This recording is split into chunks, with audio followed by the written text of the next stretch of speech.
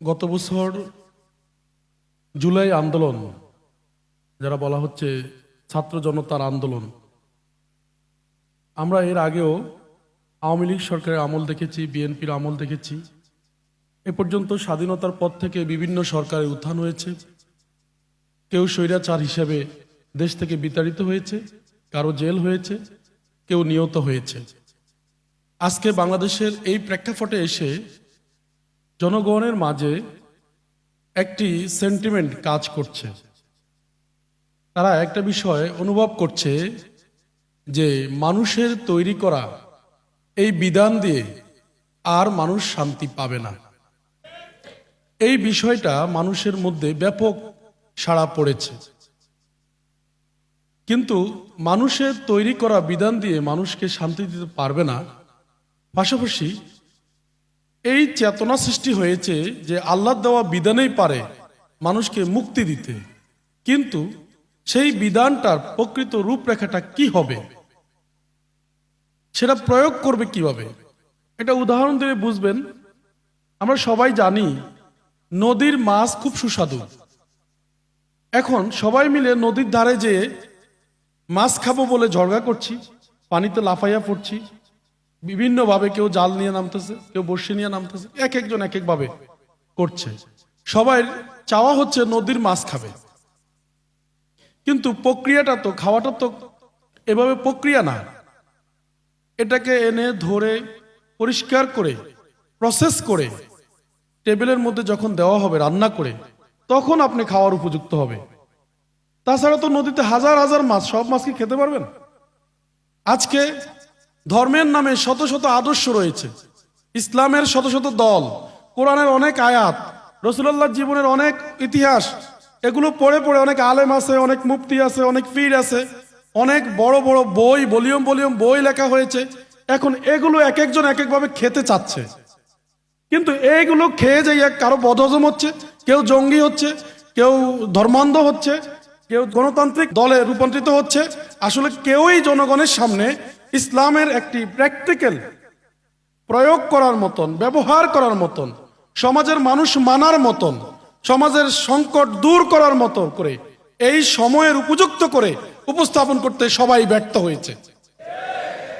Hizb ut তাওহীদ সেই জায়গায় এমন একটা আদর্শিক বিপ্লবের সৃষ্টি করেছে। আমাদের মাননীয় ইমাম, আলহামদুলিল্লাহ, আল্লাহর দয়া, আল্লাহ আমাদেরকে ইসলামের এই সময়ের উপযোগী করে এই মুহূর্তে আমাদের কি প্রয়োজন, কিভাবে প্রয়োজন, কেন প্রয়োজন, এগুলোকে পুঙ্খানুপুঙ্খ রূপে উপস্থাপন করেছেন মাননীয় ইমাম। আমরা বারবার এই প্রস্তাবনাটাই দিচ্ছি, আজকে আর কেউ এই জাতিকে বাঁচাতে পারবে না। আমাদের মাননীয় ইমাম এটা কথা বলেছিলেন যে বাংলাদেশের অবস্থা, উদাহরণটা এই জন্য দিচ্ছি, আমি সকালবেলা যখন আসতেছি পথের মাঝে 1 মিনিট আগে শুনলাম সামনে অবরোধ। কি হলো? গার্মেন্টসের শ্রমিকরা অবরোধ করেছে, তাদের ন্যায্য পাওনা পাচ্ছে না, 2 মাসের বেতন পাচ্ছে না। এটার সাথে রিলেটেড শ্রমিকরা বাজারে না রাস্তায় নেমে পুরো রাস্তা অবরোধ করে দিল। হাজার হাজার মানুষ, 2 পাশে ভয়াবহ জ্যামের সৃষ্টি হলো। এই যে সংকট, এই সংকটের সমাধান কি দিয়ে হবে? একদল বলতেছে নির্বাচন দেন, সব সমস্যার সমাধান হয়ে যাবে। আরেক দল বলতেছে আমাকে ক্ষমতায় দেন, আল্লাহর আইন প্রতিষ্ঠা করে দিব। আরেক দল বলতেছে আমরা একটি সংস্কার করব, তারপর এটা সমাধান হবে। আমাদের কথা হচ্ছে না, এভাবে সংস্কার 17 বার বাংলাদেশের সংবিধান সংস্কার হয়েছে 71-এ দেশ স্বাধীন হওয়ার পর থেকে আজকে অবধি পর্যন্ত দেশে কোনো শান্তি আসে নাই। এটার জন্য শ্রমিক নীতি, শ্রমনীতি রয়েছে। কোন কোন নীতিতে শ্রমিকরা কাজ করবে তাদের একটা সুনির্দিষ্ট নীতিমালা রয়েছে। ইসলামের দৃষ্টিভঙ্গিটা কেমন, সেটা প্র্যাকটিক্যাল রূপটা কিন্তু আমরা তুলে ধরেছি। এখন আমাদের কথা হচ্ছে এটা পরিষ্কার, এটা প্রমাণিত হয়ে গেছে। আর কোনো তন্ত্র মন্ত্র দিয়ে, আর কোনো ব্যবস্থা দিয়ে আসলে এই মানুষ আর শান্তি পাবে না। এখন মানুষকে সিদ্ধান্ত নিতে হবে, মানুষ আল্লাহর দেওয়া জীবন ব্যবস্থা ছাড়া অন্য কোনো জীবন ব্যবস্থায় শান্তি পাবে না। কিন্তু সেই জীবন ব্যবস্থা তারা পাবে কোথায়? এই কোরআন তো গত 1400 বছর থেকেই সবাই পড়ছে, পড়ে পড়ে মুফতি হচ্ছে, মুফাসসির হচ্ছে, কারি হচ্ছে। বড় বড় মাদ্রাসা হচ্ছে, মাদ্রাসা থেকে অনেক আলেম বের হচ্ছে, অনেক ইসলামিক পণ্ডিত আজকে বিভিন্ন ইউটিউব চ্যানেলে, ফেসবুকে আমরা দেখতে পাচ্ছি। কিন্তু কোরআনের সেই প্র্যাকটিক্যাল, প্রয়োগযোগ্য, গ্রহণযোগ্য, মানুষের বাস্তব সমস্যার সমাধান করার মতো এমন একটি নিখুঁত ব্যবস্থা এরা কার্যকর করতে পারে নাই। কেন পারে নাই? কারণ তাদের কাছে হেদায়া নাই। তারা তৌহিদের উপরে হেদায়েত, ঐক্যবদ্ধ হতে পারে নাই, হেদায়েতে আসে নাই। মনে রাখবেন, হিজবুত তৌহিদ আন্দোলন যে হক সত্য, তার সবচেয়ে বড় প্রমাণ হচ্ছে হিজবুত তৌহিদ মানুষকে কিসের দিকে আহ্বান করছে? হেদায়েতের দিকে আহ্বান করছে, তৌহিদের উপর ঐক্যবদ্ধ করছে। কথাটা বুঝতে হবে। সঠিক পথের সন্ধান অন্য মানুষকে সেই ব্যক্তি দিতে পারে যিনি পথ সম্পর্কে যার পরিষ্কার ধারণা আছে, যিনি সেই পথে রয়েছেন, তিনি অন্য ব্যক্তিকে সেই পথের সন্ধান দিতে পারে। আজকে এই জাতিকে তৌহিদের প্রকৃত সন্ধান হিজবুত তৌহিদ ছাড়া আর কেউ দিতে পারছে না। কারণ আজকে কেউ তৌহিদের দিকে আহ্বান করছে না। কেউ আহ্বান করছে আমাকে ভোট দেন, ক্ষমতায় যাবেন, যাইয়া সেখানে আমরা ইসলাম প্রতিষ্ঠা করব। কেউ আহ্বান করছে আমরা গণতান্ত্রিক সিস্টেমে যাব। কেউ আহ্বান করছে আমারে গরু বকরি দাও, আমি তোমাকে পরকালে জাহাজ বইরা তোমার জান্নাতে নিয়ে যাব। কিন্তু তৌহিদের দিকে, সত্যের দিকে, কলেমার প্রতি আহ্বান কেউ করে না হিজবুত তৌহিদ ছাড়া। সুতরাং এতেই প্রমাণিত হিজবুত তৌহিদ একমাত্র সেই আন্দোলন যারা আল্লাহ কর্তৃক মনোনীত, আল্লাহর আন্দোলন, এবং এই আন্দোলন ছাড়া অন্য কোনো সিস্টেমে শান্তি আসবে না। এই কথার উপরে আজকে আমাদেরকে দাঁড়াতে হবে। আমি দেখেছি, কিশোরগঞ্জে গিয়েছি, ময়মনসিংহে গিয়েছি, আমাদের জামালপুর, শেরপুর, ওই সমস্ত জেলাগুলোতে হাজার হাজার মানুষ। আজকে যদি আমরা খালি আমাদের এই বার্তাটা নিয়ে মানুষের কাছে উপস্থিত হতে পারি, আমাদের এই সত্য বার্তা, আমাদের এই পরিষ্কার মেসেজ, আমাদের এই কথাগুলোকে যদি এই ধর্ম ব্যবসায়ী গোষ্ঠী অপপ্রচার চালিয়ে, মিথ্যাচার করে, প্রোপাগান্ডা করে, তারা বিভিন্নভাবে কিন্তু আমাদের ব্যাপারে প্রতিবন্ধকতা তৈরি করছে। তাদের এই গুজবের ফলে, তাদের এই অপপ্রচারের ফলে জনগণ আমাদের ব্যাপারে সাময়িক সময়ের জন্য ভুল বুঝতে পারে। কিন্তু মনে রাখবেন, তারা যেই কথা বলে, মিথ্যা কথা বলে। তারা আমাদের ব্যাপারে জনগণকে যা বলছে সম্পূর্ণ মিথ্যা কথা বলছে। আপনারা যখন প্রকৃত সত্য নিয়ে জনগণের সামনে উপস্থিত হবেন, তাদের এই মিথ্যা ধূলিসাৎ হয়ে যাবে। পুরো বছরের ধুলাবালি জমে থাকে, পুরা পরিবেশ এই শীতের মৌসুমে আমরা দেখেছি ধুলে পরিপূর্ণ হয়ে গিয়েছিল, ধুলা, কুয়াশা। কিন্তু মাত্র 2 মিনিটের বৃষ্টিতে সমস্ত ধুলা দূর হয়ে গিয়েছে না? সুতরাং আপনাদের এই সত্য বাণী নিয়ে যখনই সাধারণ মানুষের কাছে পৌঁছবেন, দেখবেন আজকে ময়দান আমাদের জন্য উন্মুক্ত। আজকে জনগণ চাচ্ছে, এমন একটা বিপ্লব চাচ্ছে, এমন একটা রেনেসাঁ চাচ্ছে।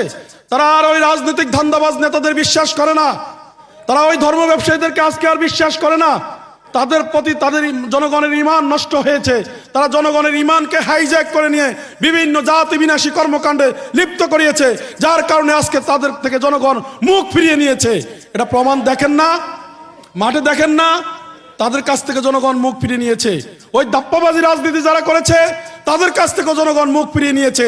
সুতরাং সামনে হিজবুত তৌহিদ ছাড়া এই বাংলার মাটিতে মাথা উঁচু করে ন্যায্য অধিকারের জন্য আন্দোলন করার হিম্মত আর কারো নাই।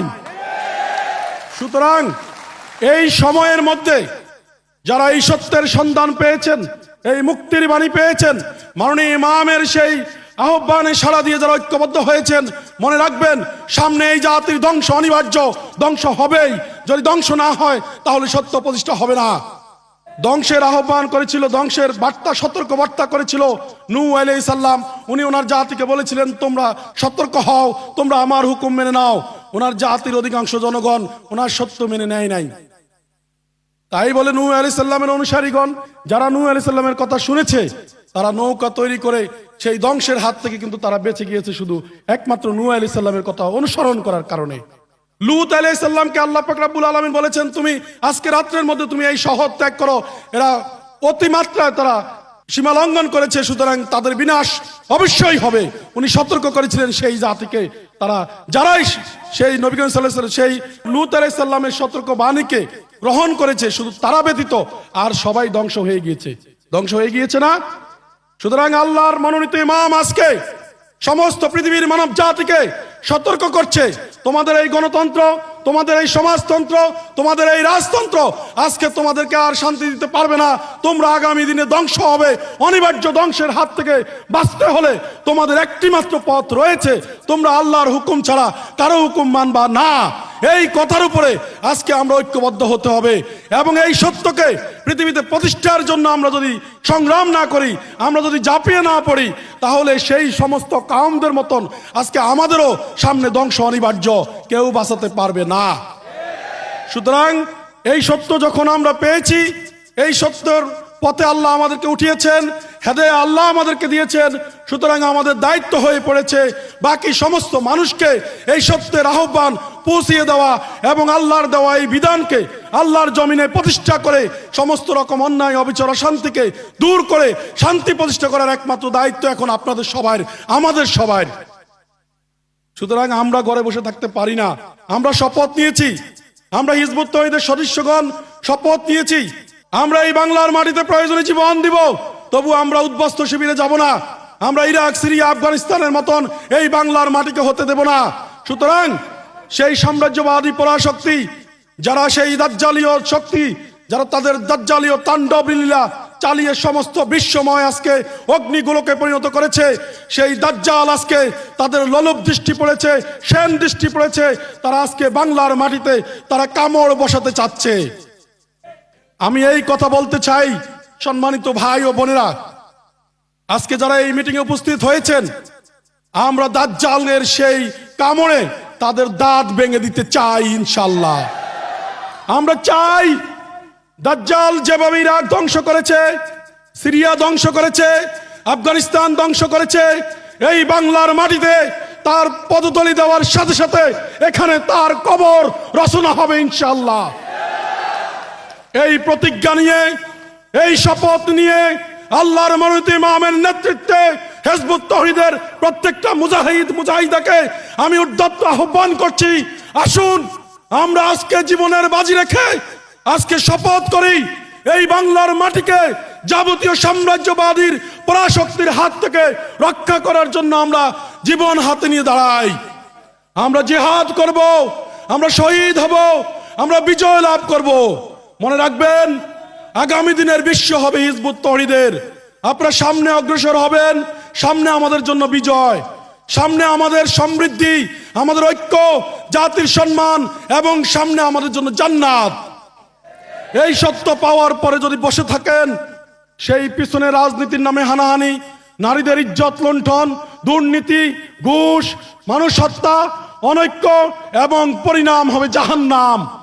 সুতরাং আমাদের সামনে আগানো ছাড়া পিছনে আর কোনো পথ নাই। আপনারা ভয় পাবেন না, হতাশ হবেন না, আপনারা সেই দাজ্জালের চোখ রাঙানিকে ভয় পাবেন না, ধর্ম ব্যবসায়ী গোষ্ঠীর চোখ রাঙানিকে আমরা ভয় পাবেন না। কারণ যাদের সাথে আল্লাহ থাকে তাদের ক্ষতি করার ক্ষমতা পৃথিবীর কারো নাই। আছে? আল্লাহ পাক রব্বুল আলামিন নূহ আলাইহিস সালামকে পৃথিবীতে পাঠিয়েছেন, ওনার কাউমকে ধ্বংস করে দিয়েছেন, কিন্তু আল্লাহ নূহকে রক্ষা করেছেন। ফেরাউন ধ্বংস হয়েছে, নমরুদ ধ্বংস হয়েছে, আবু জাহেলের বংশধরেরা ধ্বংস হয়েছে, এটা যোগে যোগে হয়েছে, এটা ইতিহাস। সুতরাং হিজবুত তওহীদ আন্দোলন আজকে যেই বিপ্লব সৃষ্টি করেছে, যেই রেনেসাঁ সৃষ্টি করেছে, এই রেনেসাঁই আগামী দিনে বিশ্ব মানবতার মুক্তির একমাত্র পথ হবে ইনশাআল্লাহ। আমরা এই কথাটাই বলতেছি, সম্মানিত ভাইয়েরা, আসুন আমরা কাঁধে কাঁধ মিলিয়ে, আমরা ভাই ভাই হয়ে ঐক্যবদ্ধভাবে আমাদের জীবনকে, আমাদের সম্পদকে, আমাদের শক্তিকে, আমাদের সামর্থ্যকে আজকে একত্রিত করে আমরা মাঠে নামি। ইনশাআল্লাহ আমাদেরকে পরাজিত করার ক্ষমতা পৃথিবীর কারো নাই। কারণ আমাদের সাথে রয়েছেন আল্লাহর মনোনীত ইমাম, আমরা আল্লাহর সাহায্য প্রাপ্ত আল্লাহর ইমামের পক্ষ থেকে আমরা দাঁড়াবো। সুতরাং আমাদের সামনে কেউ আসতে পারবে না। আপনারা প্রস্তুত তো নাকি? সুতরাং আমরা আগামী দিনে বিশ্বকে নেতৃত্ব দেব, সেই হিম্মত আছে তো নাকি? আমরা ভয় পাবো? আমরা সামনে মাঠে ঝাঁপিয়ে পড়বো ইনশাআল্লাহ। সবাইকে ধন্যবাদ। আল্লাহ হাফেজ। সালাম আলাইকুম।